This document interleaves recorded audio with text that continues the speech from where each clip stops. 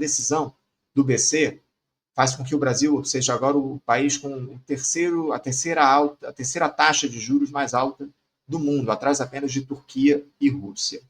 Professor, uma decisão já esperada, como eu citei aqui, o Copom, a terceira alta seguida da Selic na gestão do Gabriel Galípolo à frente do banco.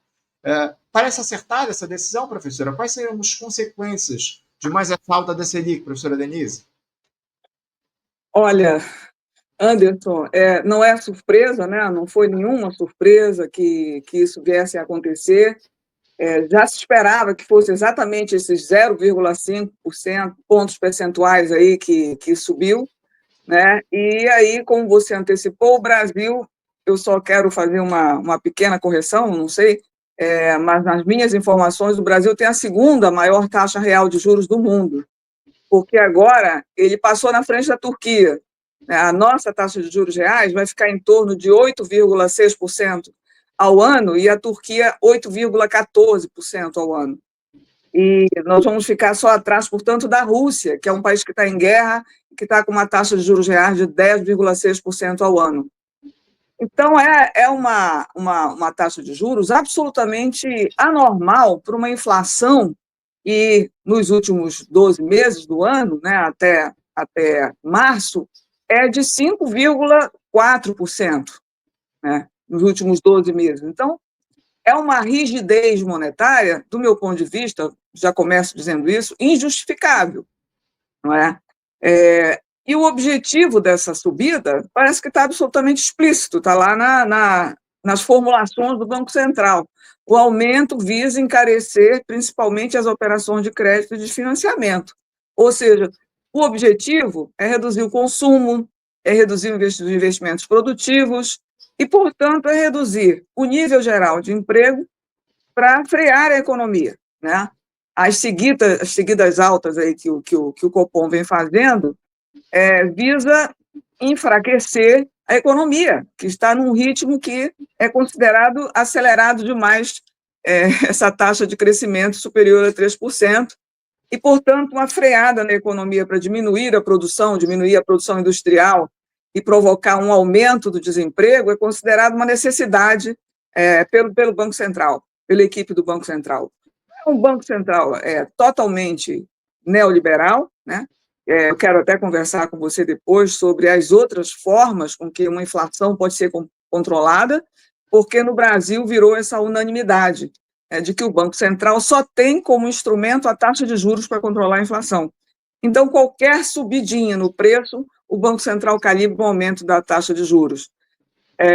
Então, esse tipo de política ela está completamente em linha com o mercado financeiro. O Banco Central se comporta como um validador. Ele valida as expectativas dos especuladores.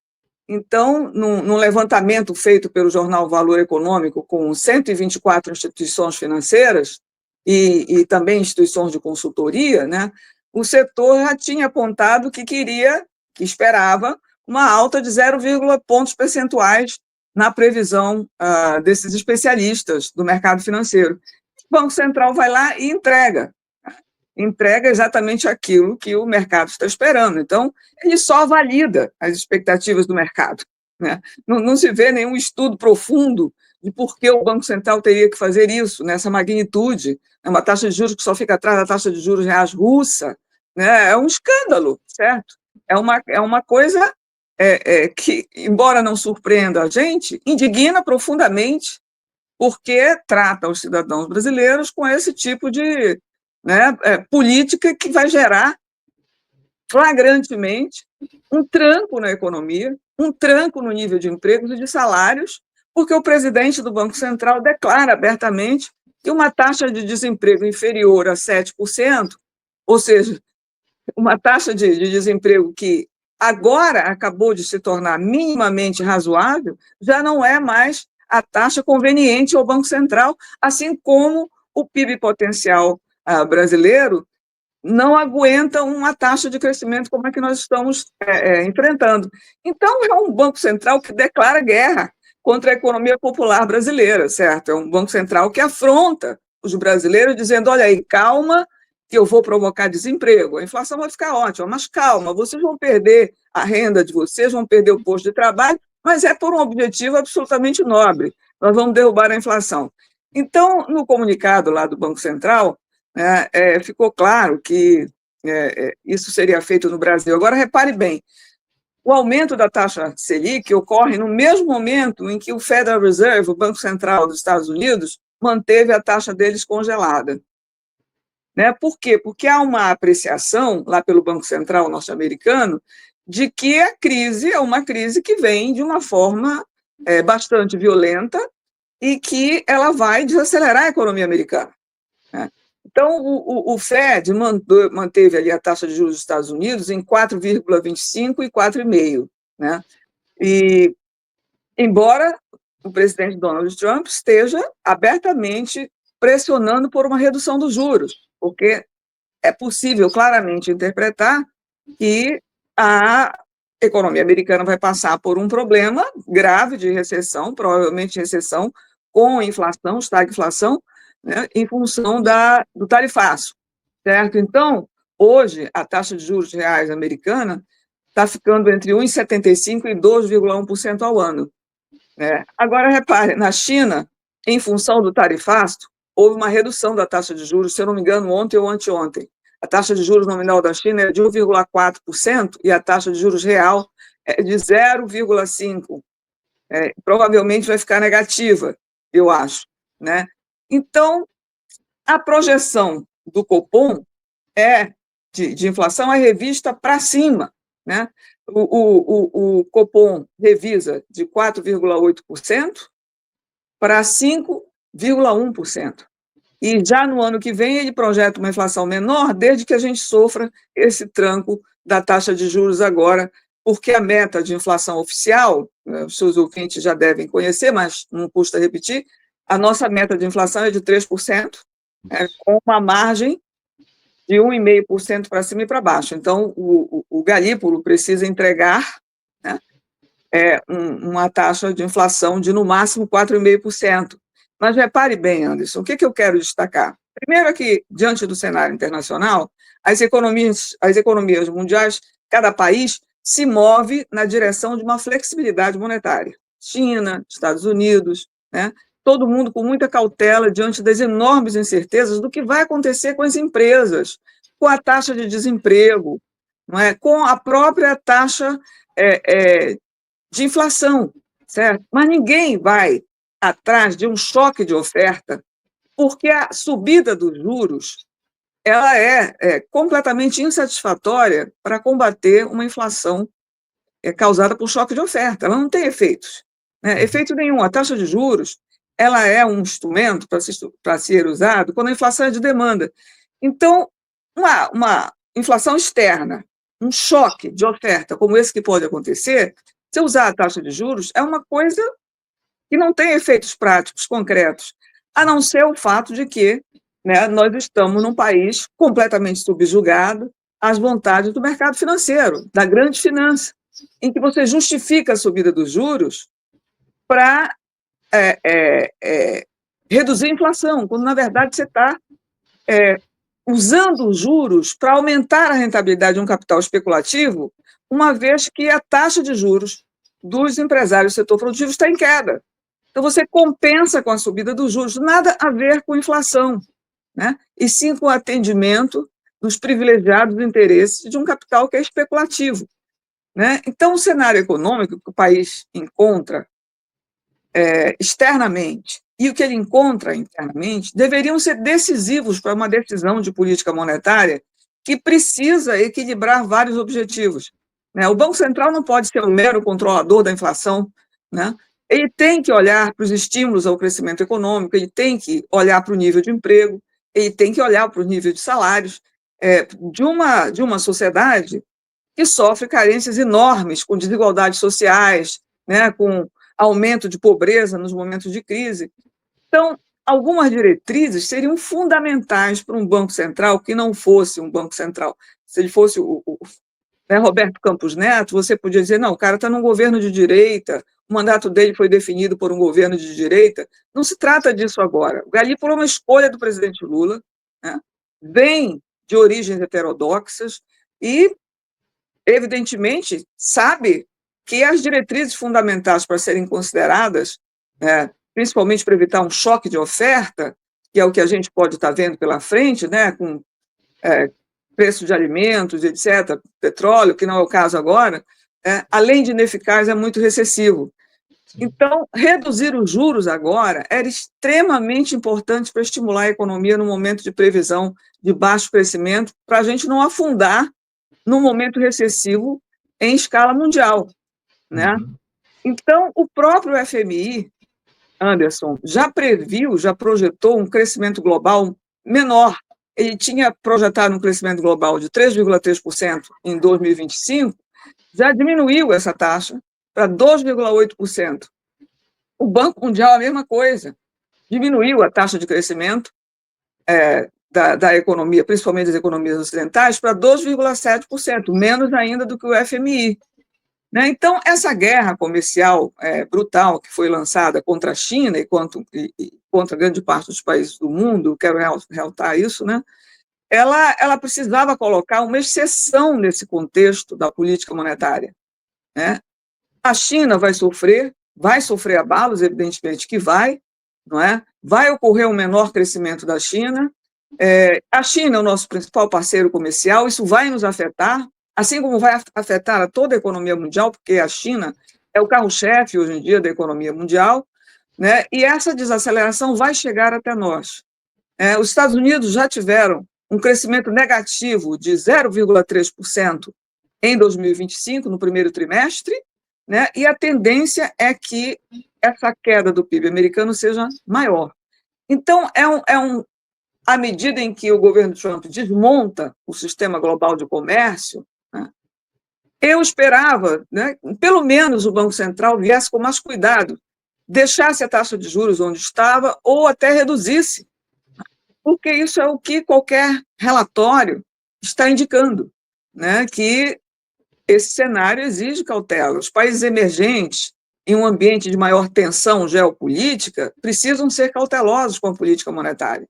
Mas, pelo contrário, né, a reação do Copom foi dizer exatamente que, porque o ambiente externo era diverso, isso era um motivo para aumentar a Selic. Veja bem, né?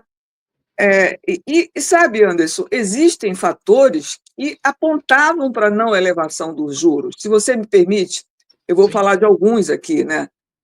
O Banco Central tinha indicativos que poderia reduzir os juros, por quê? Porque o dólar está mais barato, né? O dólar se desvalorizou, ele está mais barato, né? Com a desaceleração econômica mundial, o preço do barril do petróleo caiu e continua em queda, todos os dias eu venho acompanhando isso, e isso permitiu que a Petrobras, por exemplo, reduzisse o valor do diesel 3 vezes desde abril. Essa perda de ritmo da economia mundial fez com que os preços das commodities caíssem também, e também vai reduzir o preço dos bens industrializados. Então, esses impactos são, do ponto de vista da inflação interna, eles são positivos. Né? Há também essa tensão política, como eu falei antes, geopolítica, não é? E dava para fazer uma coisa melhor com essa política monetária, mesmo dentro desse manual neoliberal, certo? Então, é preciso, né, que os investidores brasileiros e que a população brasileira tome conta dessa política monetária. Volte a olhar para essa política monetária como um fator político da mais alta relevância. Os partidos de oposição, os movimentos sociais, combater hoje, Anderson, a política de juros do Banco Central é uma das coisas mais revolucionárias que a gente pode fazer nesse país. Né? O Copom diz abertamente que é o dinamismo da economia que está empurrando a subida da taxa de juros. Veja bem onde nós chegamos, certo? E que a inflação... É um negócio injustificável, Denise, como você mesma disse aqui para a gente, um negócio que não tem explicação, um absurdo, o que essa decisão foi tomada pelo Comitê de Política Monetária do Banco Central, Copom, de ampliar mais uma vez a Selic para 14,75%. Você expôs aqui as razões, os motivos pelos quais é um absurdo essa decisão do Copom. Agora, Denise, como eu falei, isso aí, acima de tudo, é uma estratégia adotada por um governo que assume uma posição de direita. Infelizmente, é isso que a gente tem visto, que é o governo do presidente Lula, uma política monetária, uma política econômica que dialoga muito com o neoliberalismo, com iniciativas que defendem os interesses da alta burguesia aqui no nosso país. Agora, já dá para a gente dizer, Denise, é uma decisão que foi tomada por um BC majoritariamente indicado pelo presidente Lula. Já dá para a gente dizer que o Gabriel Galípolo, que foi indicado pelo presidente, é o sabotador do país, como aliados próximos do presidente, o próprio Lula, classificavam Roberto Campos Neto, ex-presidente do BC? O Galípolo está fazendo exatamente a mesma política do Roberto Campos Neto, não tem nenhuma diferença. Aliás, a gente precisa dizer que não há polarização nesse país, não há debate político entre neoliberalismo e esse progressismo liberal que a esquerda está trazendo. Né? Há uma unanimidade com relação à política monetária e à política fiscal. Não há disputa política em torno da política econômica. Certo? E eu queria falar para você, Anderson, que eu não gosto de falar muito da política monetária isoladamente. Eu acho que a gente tem que falar da política monetária dentro do conjunto das políticas do governo, dentro do contexto internacional em que o Brasil está inserido, como eu lhe falei antes. Por quê, Anderson? Porque aí o Galípolo passa a ser entendido como uma personagem dentro dessa história muito mais complexa. Né? E que história mais complexa é essa? É que nós estamos vivendo, eu já falei isso aqui no seu programa anteriormente, os seus espectadores já me ouviram dizer isso, eu volto a repetir, porque eu acho isso da mais elevada importância. Né? A economia mundial ela passa por uma profunda transformação, é um ponto de virada, é um ponto de transição para uma nova etapa do capitalismo mundial. Né? Eu acho que os historiadores no futuro vão reconhecer isso, que esse século XXI, esse início do século XXI, é uma virada na trajetória do capitalismo mundial. Né? E, principalmente, essa virada ficou mais clara com a eleição do presidente Trump nos Estados Unidos, né? Porque esses sucessivos aumentos tarifários que foram sendo produzidos visam não apenas reindustrializar os Estados Unidos, é um dos objetivos, mas, principalmente, sustentar a hegemonia do dólar que vem sendo ameaçado pela China. Né? Então, o Banco Popular da China anunciou um sistema de liquidação transfronteiriça do renminbi digital, né, o yuan chinês, e vai estar totalmente já conectado, já está, e não vai estar aí, já está conectado nos 10 países da ASEAN e mais 6 países do Oriente Médio, e provavelmente vai incorporar Rússia e Irã. O que significa hoje que 38% do volume de comércio mundial vai contornar o SWIFT, vai passar ao largo do SWIFT, que é dominado pelo dólar. Então, o jogo financeiro que está sendo travado fez com que a revista The Economist chamasse de batalha avançada do sistema Bretton Woods 2.0. Né? Ou seja, está sendo reescrito todo o código da economia global através dessa nova moeda chinesa. Então, o dólar, né, o sistema SWIFT, está sendo devastado, e vai acontecer isso progressivamente, talvez não seja assim de repente, mas vai acontecer. Então, nós estamos vivendo um momento em que esses movimentos implicam o fim da globalização, uma retomada do nacionalismo econômico nos Estados Unidos, conduzido por uma lógica reindustrializante, uma tentativa de repatriar indústrias e empregos, e tudo está sendo apoiado aí com forte protecionismo, né? Como nos velhos tempos lá da CEPAL dos anos 50. Mas eu quero dizer o seguinte, que essa luta pela hegemonia do dólar, que está sendo travada aí entre China e Estados Unidos, marcam definitivamente uma tensão nova para a periferia, para os países que estão na órbita dos Estados Unidos e da Europa. E que como é que isso nos afeta? Que pressão é essa que nós recebemos? É uma pressão para que a gente se insira nesse movimento mundial na condição de uma colônia subalterna, né? Fornecedora de commodities de baixíssimo preço, commodities energéticas, alimentos, minerais, E isso tem sido muito bem recebido pela elite agrária do país e muito incentivado pelo governo brasileiro, com a salvação dessa crise tarifária. Olha, agora nós vamos vender mais soja, vamos vender mais café, né? Não se comenta, por exemplo, que a América do Sul vai ser inundada por produtos chineses e que o Brasil vai ser afetado, né? O Brasil vai ser afetado pela entrada de carros elétricos, painéis solares, máquinas industriais, né? E que vai haver muito mais concorrência no mercado interno e que a desindustrialização vai se aprofundar. Obviamente vai se aprofundar. Isso não é hora de fazer uma política monetária de taxa de juros elevadíssimas, né? Então, é completamente fora de compasso com o que nós estamos vivendo internamente e do ponto de vista do cenário internacional. Mas eu quero dizer o seguinte, além dessa função de colônia produtora de commodities que nós estamos atravessando e desse processo de desindustrialização, ainda há a exigência de que nós tenhamos que proporcionar retornos excepcionalmente elevados na esfera financeira, principalmente através dessas taxas de juros atípicas, os padrões internacionais, que regulam a dívida pública brasileira. Então, a autoridade monetária brasileira passa, dentro desse circuito, a assegurar ganhos excepcionalmente elevados aos especuladores que operam com os títulos da dívida pública. Isso faz, Anderson, com que a gente se transforme numa economia muito mais financiarizada do que nós éramos.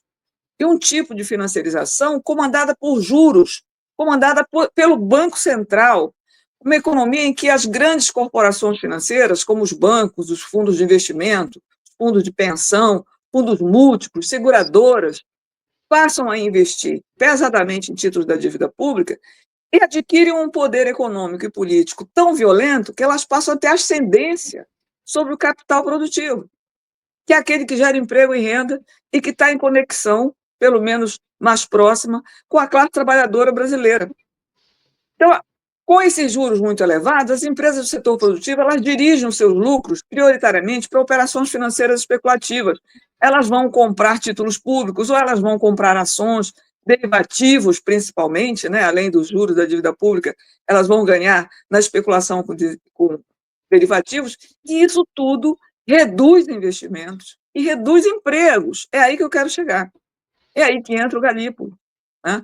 Como um estrategista desse processo de financiarização subordinada, porque é uma financiarização subordinada ao centro, né, em que o capital externo especulativo se associa à elite financista local, né, e impõe uma taxa de juros muito alta. Agora, Anderson, o que é importante? Não é qualquer taxa de juros, essa taxa de juros ela tem que ser crível.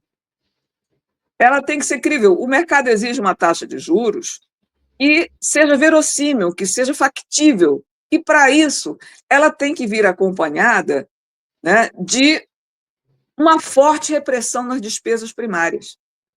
Isso é exigido para dar credibilidade a essa taxa de juros, né?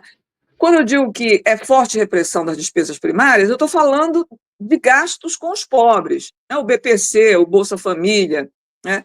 Esse tipo de gasto tem que passar pelo aquilo que o governo chama de pente fino, né? Pente fino, imagina, a sofisticação, que significa diminuir o número de beneficiários que não estão dentro das regras e das normas desses benefícios, mas eles não são substituídos por outros que são elegíveis, que estão em condições e que preenchem todos os requisitos para receber esses benefícios. Então, além disso, o governo faz um corte percentual do percentual de correção do salário mínimo para diminuir o gasto com previdência. Fez isso em dezembro, né? Diz-se expressamente, através de uma lei, que o salário mínimo não pode ser superior a 12,5%, por mais que o PIB cresça a taxas mais altas. Então, vai agora ser proposto, muito breve, se não esse ano, até o final do ano, mas ano que vem, que haja uma desvinculação dos pisos mínimos estabelecidos na Constituição para gastos com saúde e educação. Isso. E tudo isso para quê? Para que os gastos financeiros sejam considerados verossímeis pelo mercado financeiro, factíveis, né? Então, faz-se uma repressão fiscal seletiva que afeta profundamente gastos sociais e investimentos públicos. Então, vamos ser claros e diretos, Anderson. A política de elevação da Selic ela vem combinada com o aumento do já arroz fiscal existente, para que haja uma geração de superávit primário de forma a conter a explosão da dívida pública. O Galípolo opera combinadíssimo com o Haddad, né? Eles entregam juntos um pacote que é o sonho perfeito do mercado financeiro. Essa dupla escolhida e muito elogiada pelo presidente Lula, um talvez seja até candidato, quem sabe, a presidente da República, o outro é considerado o brilhante Galípolo, presidente do Banco Central, né? Assim como a maioria dos membros do Copom foram já escolhidos dentro do governo Lula, 7 deles, né?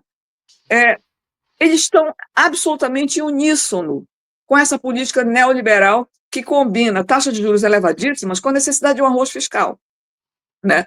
Agora, Anderson, vamos deixar claro para que toda a classe trabalhadora possa nos ouvir.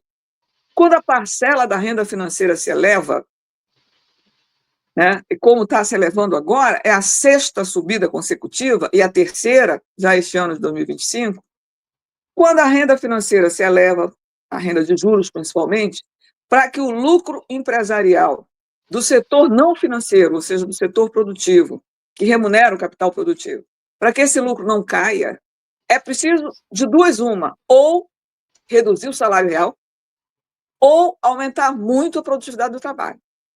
Isso é uma coisa, é uma equação matemática das contas nacionais. Se você sobe a renda financeira, para que a renda de lucros não caia, se mantenha, é preciso você achatar salários. Ou então, que você tenha um ganho de produtividade que possa ser apropriado pelos capitalistas do setor produtivo.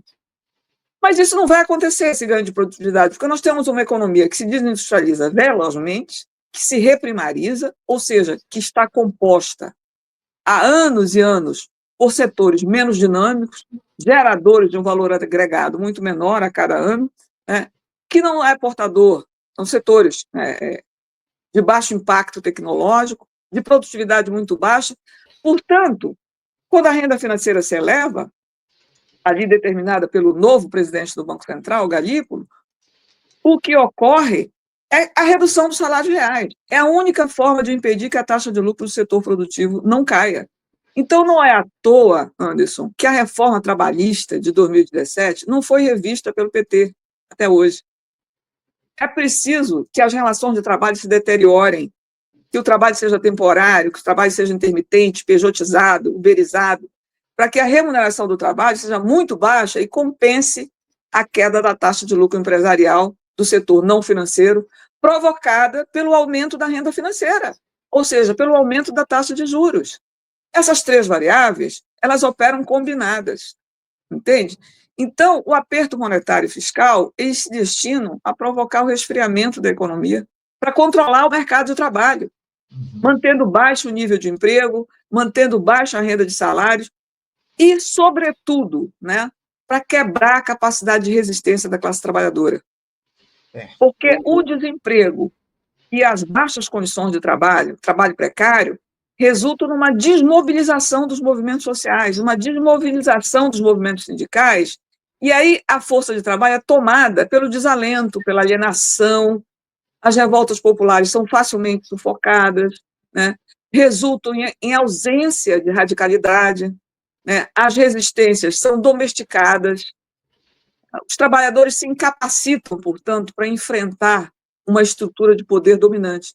E aí a gente vive esse círculo vicioso, que o governo pratica essa política como é um governo de esquerda, né, e se atribui a característica de governo de esquerda, e faz um verdadeiro massacre na legislação trabalhista, né? Não há revisão de tudo o que está acontecendo com o processo de pejotização no STF. O STF opera combinado, né, com a Fazenda e o Banco Central. Então, veja bem, essa política ela acaba com qualquer chance de crescimento econômico e de desenvolvimento do Brasil. Ela acaba com qualquer estratégia de surgimento de uma potência regional, de uma potência independente, que possa desafiar essas políticas e, sobretudo, desafiar a hegemonia dos Estados Unidos. Fica difícil para nós, inclusive, fazermos uma parceria mais assertiva com a China nesse novo sistema de pagamento chinês, nessa desdolarização da economia. Por quê? Porque nós vivemos dentro de um Estado que não tem poder de fogo, né? Como diz um amigo meu, um Estado que não tem dentes, né? E não tem como desafiar qualquer estrutura pré-estabelecida. Pelo contrário, é uma atitude de subserviência, de subordinação. Criou-se aqui nesse país, enfim, né, uma armadilha ideológica, uma armadilha de subordinação tecnológica, produtiva, financeira, que são muito convenientes, o que é muito conveniente ao centro hegemônico, né? Porque se há um império financeiro e militar oprimindo o desenvolvimento da periferia brasileira, há, simultaneamente, um adesismo das lideranças políticas no país e um adesismo da elite financeira local que Sim. pressiona por esse receituário neoliberal. Eu acho muito importante, Anderson, localizar essa política monetária dentro desse contexto, né, em que o resultado final é a transformação da economia brasileira num subproduto da estratégia geopolítica dos Estados Unidos e numa economia altamente financiarizada, subordinada ao comando das elites rentistas externas e domésticas, né, e dos exportadores de commodities. Isso faz parte de um grande projeto, viu, professor? Aqui o governo Lula atende de maneira sem tirar nem pôr. O governo Lula é refém não, o governo Lula se coloca como um ator principal na manutenção desse projeto. Você citou a necessidade, a importância do Brasil se aproximar da China, o que a gente percebe vai justamente no sentido contrário. As declarações do governo Lula vão no sentido contrário. Está aí, o ministro do Fernando Haddad diz que o Brasil quer se aproximar mais dos Estados Unidos, em um momento onde a gente precisaria de mais se afastar desse modelo defendido pelos estadunidenses diante do avanço que os chineses vêm tendo ao longo dos últimos tempos. Na verdade, a teoria defendida aí pelo governo Lula vai no sentido contrário. Professora, você citou mais cedo, ao longo dessa sua importante argumentação, fez aqui ainda há pouco, sobre subalternidade.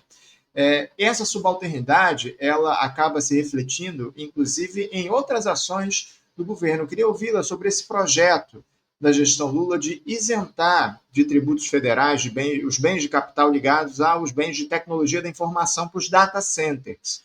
O governo também quer isentar a exportação de serviços. O objetivo desse projeto é atrair investimento estrangeiro para o país. A expectativa é que essas isenções possam render 2 trilhões de reais ao país ao longo dos próximos 10 anos. O Fernando Haddad esteve, inclusive, nos Estados Unidos esses dias, vendendo esse projeto para as Big Techs, a Amazon, o Google, a NVIDIA. A gente repercutiu, professora, isso aqui no programa de ontem, os riscos estão colocados especialmente para a soberania nacional, mas eu também queria ouvi-la, aproveitando que você citou essa questão da soberania, enfim. Parece que o governo Lula quer vender até a alma para sustentar essa política, esse arcabouço fiscal, né, Denise? Anderson, só vou te pedir o seguinte, vou já entrar nesse assunto. Eu só queria, antes de encerrar a parte dos juros, que tem duas coisas importantes que eu quero passar. A primeira é o enorme crescimento do patrimônio financeiro que a política Galípolo-Haddad está construindo no país, né? O aumento da taxa de juros provocou um aumento no patrimônio financeiro de tal forma que, hoje, pelos dados do Banco Central, esse patrimônio financeiro cresceu 21% entre 2018 e 2024. É o patrimônio financeiro tanto das elites do setor financeiro, como do capital externo que vem investir no Brasil, né? 21%, de tal forma que hoje o patrimônio financeiro calculado para a economia brasileira, ele é 7 vezes superior ao PIB. A gente precisa dar os números para saber a dimensão, né, que esse tipo de política, os danos que esse tipo de política produz na elevadíssima concentração de renda e de riqueza, e, portanto, no aumento da pobreza, né? Uma última coisa que eu queria falar é que essa taxa de juros ela vai trazer um impacto imenso sobre o endividamento das famílias, porque se a Selic sobe, os juros na ponta, no consumidor, também vão subir. Então, ela encarece principalmente a concessão de crédito, esse crédito de empréstimos pessoais, do cartão de crédito, crédito rotativo, os financiamentos imobiliários de veículos, né? E a linha de crédito para as empresas também. Então, com a Selic num patamar mais alto, o custo do crédito aumenta muito e torna as dívidas mais onerosas para os consumidores. Por exemplo, os juros do cartão de crédito rotativo já estão, na média, em 445% ao ano. Isso em abril de 2025, né? Refletindo justamente essa tendência de subida da Selic desde o final do ano passado. Em janeiro de 2025, o endividamento das famílias atingiu 49%, 48,7%, 49% arredondando, representando um aumento de 1,5 ponto percentual em relação ao mês anterior e de 3,4 pontos percentuais em 12 meses. Então, o cenário de subida da Selic aumenta demais o endividamento das famílias, e particularmente, eu quero acentuar isso, preocupante para as famílias de baixa renda, que já enfrentam altos níveis de comprometimento das suas rendas e que têm acesso ao pior tipo de crédito, né? Um crédito muito mais limitado, mais inseguro e de altíssimas taxas de juros. Por exemplo, em abril de 2025, as famílias brasileiras de baixa renda, quando eu falo baixa renda, eu estou falando aquelas famílias que têm renda de até 3 salários mínimos, elas apresentaram um elevadíssimo nível de endividamento, com 80,7% dessas famílias possuindo algum tipo de dívida. Isso é uma situação extremamente difícil, né? E esse percentual de 80,7% representa um aumento em relação aos 79 registrados em fevereiro, indicando uma tendência de crescimento do endividamento. Então, o comprometimento específico da renda das pessoas que têm baixo poder aquisitivo, né, gera um comprometimento que subiu para 27,3% em fevereiro de 2025. Né? Então, é razoável inferir que, para as famílias de baixa renda, esse comprometimento com a dívida vai aumentar muito com a subida da Selic, em condições muito mais desfavoráveis. Certo, Anderson? Então, agora eu passo a conversar com você sobre essa história do Haddad, certo? Dele prometer aí que se ele conceder isenção aos benefícios tributários, nós vamos ter uma entrada de 2 trilhões de reais. Eu acho que só ele sabe desse número, né? Os caras lá ainda nem sabem. O pessoal, Google, Apple, Microsoft, ainda nem sabem desse número, mas o Haddad já calculou em 2 trilhões de reais, né? Olha, Anderson, o que isso reflete, né? Eu vou me apoiar aqui no que eu vou dizer, num artigo escrito pelo Sérgio Amadeu da Silveira, por outras palavras. Ele escreveu um artigo muitíssimo interessante, ele é um especialista, eu não sou, então eu vou pedir licença para usar algumas excelentes observações que o Sérgio Amadeu usou. Por exemplo, ele chama a atenção de que as tecnologias elas são um elemento crucial no poder político, militar e econômico de um país, certo? E que essas big techs, que inclusive estavam na posse de Donald Trump, elas são empresas da geopolítica dos Estados Unidos, certo? Por quê? Porque os dados são fatores de produção, os dados são capital, né? E de certo modo, né? Não, esses dados eles alimentam a inteligência artificial e empresas como Apple, Microsoft, Tesla, elas armazenam os dados de usuários dos Estados Unidos e dos demais países dentro dos Estados Unidos. De tal forma, Anderson, que nós não controlamos a extração e a hospedagem dos dados dentro do Brasil. Isso é feito nos Estados Unidos, certo? Dados do setor público brasileiro são armazenados nos Estados Unidos, dados das universidades, 70% dos dados das universidades brasileiras são hospedados nos Estados Unidos, dados dos ministérios, né, inclusive o Ministério da Defesa, dados da Amazônia, das nossas riquezas naturais, os nossos dados financeiros, enfim, né, todos esses dados são armazenados nos Estados Unidos e com amplo acesso às estratégias do governo americano. Se houver uma ordem judicial, essas empresas têm que entregar os dados para a justiça americana, para os Estados Unidos, portanto. Isso não acontece com a China, com a Índia, com a Indonésia, porque são países que têm políticas altamente restritivas para a extração de dados dos seus países. O Brasil não, né? Então, a política tecnológica ela é fundamental para o desenvolvimento de um país, e nós não temos uma política tecnológica por tudo aquilo que eu disse antes. Quer dizer, nós temos um arcabouço fiscal que impede o governo de fazer qualquer investimento minimamente razoável em ciência e tecnologia, em educação, em data center. Então, nós não temos política tecnológica. A nossa política tecnológica não só não existe, como se ela existisse, não estaria integrada à política econômica no Brasil, certamente. Ela estaria entregue ao setor privado, né? Então, pergunta-chave desse momento, Anderson, qual é o papel que nós queremos ter na divisão internacional do trabalho e do conhecimento? Então, parece que a gente, só com essa atitude do ministro Haddad de ir até os Estados Unidos e oferecer tudo o que a gente pudesse, né, energia, água, oferecer tributos liberados, nós continuamos na mesma linha de desenvolvimento dependente, de desenvolvimento subordinado, que a economia brasileira estava submetida no período pré-1930. Não há nenhuma mobilização do ministro Haddad em construir arranjos, né, arranjos públicos, ou então arranjos que tenham capital nacional para a construção de data centers. Né? Nós não temos plano tecnológico, então nós não temos como exigir dessas empresas a incorporação de tecnologias e de decisões, né, de dados que nos assegure o mínimo de soberania nacional, o mínimo de autonomia nacional, né, no campo dessa tecnologia avançada. Nós estamos, assim, entregues. Né? E mais uma coisa, Anderson, que eu queria falar, não sei se você vai fazer uma pergunta, os danos ambientais. Queria falar um pouco dos danos ambientais, né? Porque os dados, né, eles não param de ser coletados toda hora, todo minuto, por essas big techs. E os Estados Unidos eles já concentram mais, segundo o Amadeu, mais de 50% dos data centers do planeta. Isso. Então, eles precisam muito desses dados.